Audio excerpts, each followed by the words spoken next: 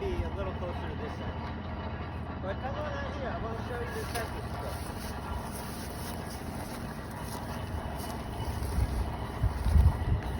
I particularly wanted to point out how easy it is to access in and out of the water, even at this headland structure.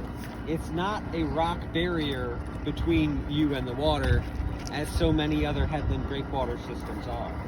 It's not that big rock stone jetty that you could get your foot stuck in a hole and twist an ankle on. Some of that big rock is in here, but it's all intermixed with gravels and cobbles.